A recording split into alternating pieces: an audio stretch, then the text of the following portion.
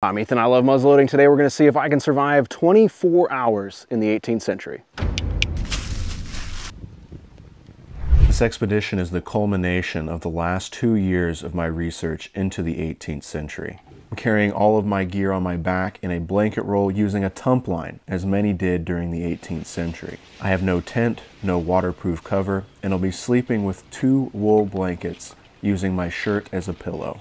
I honestly don't know how well this is going to go. It could go horribly wrong, but I do have emergency plans in place as well as first aid in my pack. In hour 1, I make camp at the rim of a dry creek bank. I build a small fire pit out of creek rocks and set out to gather some firewood. For a trip like this, fire is as much of a tool as the rest of my equipment.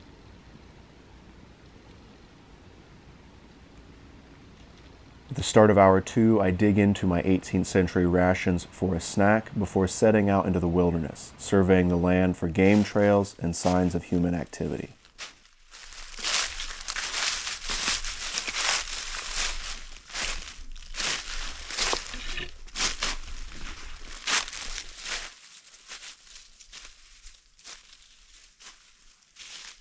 It's hard to overstate how different it is to navigate the woods in 18th century equipment. My colonial buckle shoes have no tread like those on my modern boots, but the thin soles allow me to feel the forest floor, reading the land beneath the leaves, guiding me across rock ridges, fallen trees, and through creek beds. With each step, I feel as if I'm more part of the woods rather than simply traveling through it.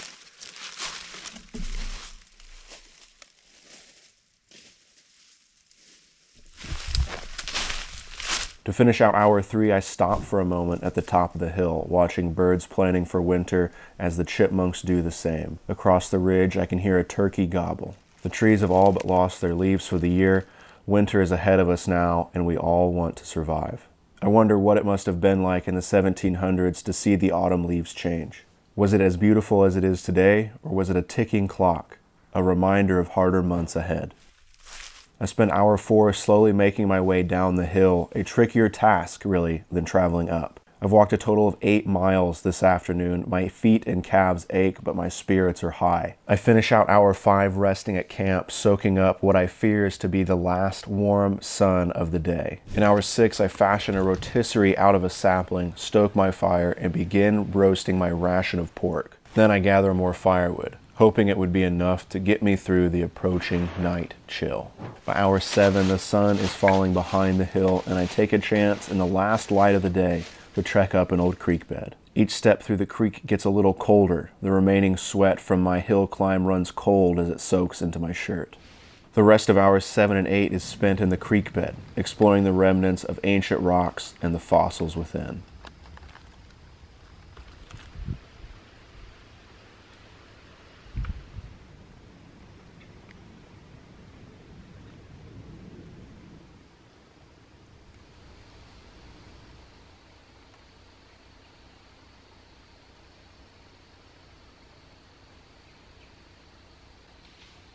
With the sun rapidly setting, I return to camp for my supper. The roasted pork, apples, cheese, and stale bread is a welcome feast after a long day of exploring, but my modern stomach begins to groan, begging for more where I have none. Periods of hunger and discomfort are common in 18th century accounts, sometimes more than accounts of abundance. I wanted to experience something similar and have purposely packed a minimal amount of food to closer understand these accounts.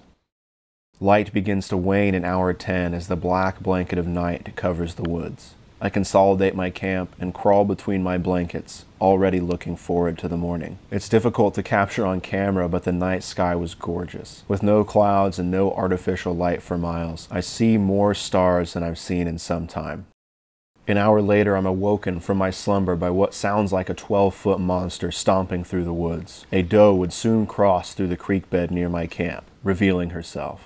She was quite unhappy with my presence here this evening. Loosening the grip on my rifle and tomahawk, I crawl back under my wool and count the stars. In hour 12, I surge awake again, but this time on my own account. My fire is out, and somehow my body knew to wake me.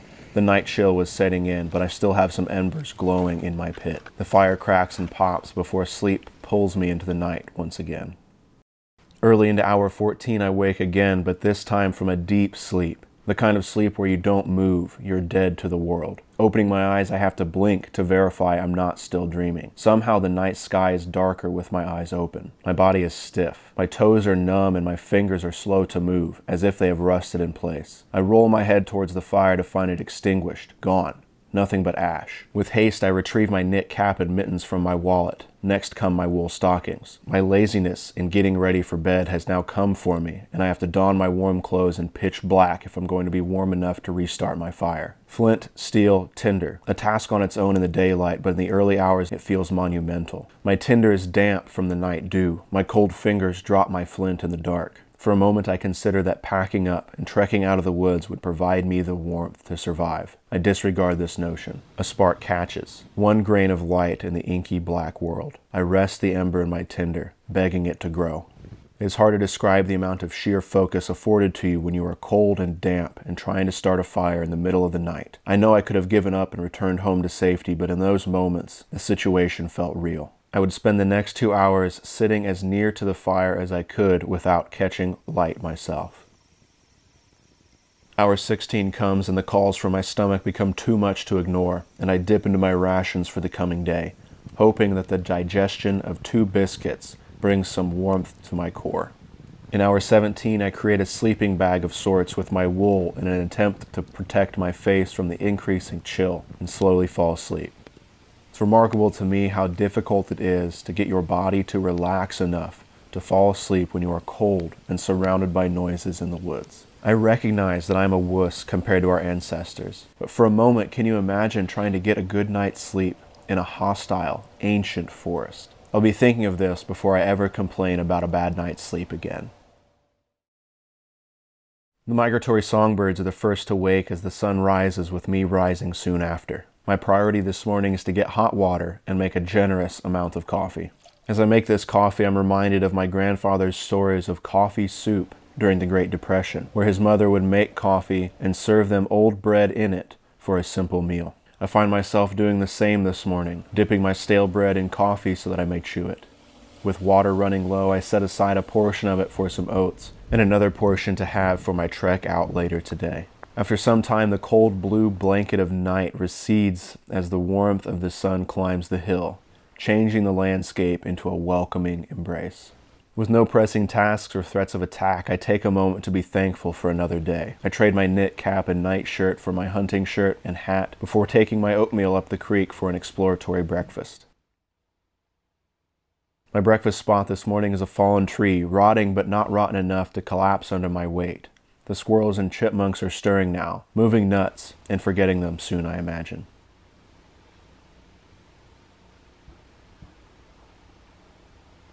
Returning to camp, I break my fire and wash my kettle with water and ash. I return the rocks from my pit to the creek and the small amount of leftover firewood to the forest floor before rolling my pack and setting out for one last hike.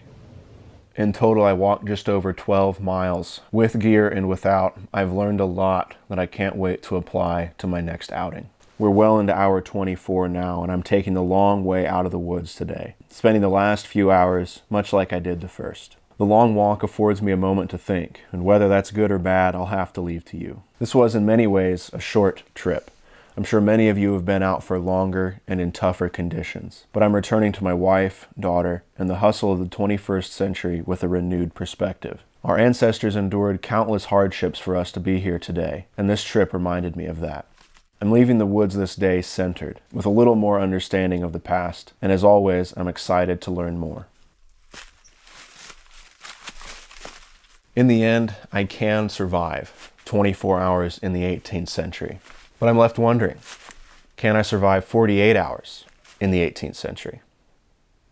If you are interested in this kind of thing and you would like to join me on a trek like this, this is an open invitation for anyone and everyone that's interested in this kind of thing to join me at the NMLRA Primitive Range, November 2nd and 3rd, 2024. I'll be hosting a historical trekking weekend, November 2nd and 3rd, 2024, and I invite all of you of all skill levels, of all interest levels, of all gear levels to join me on a weekend very much like this one.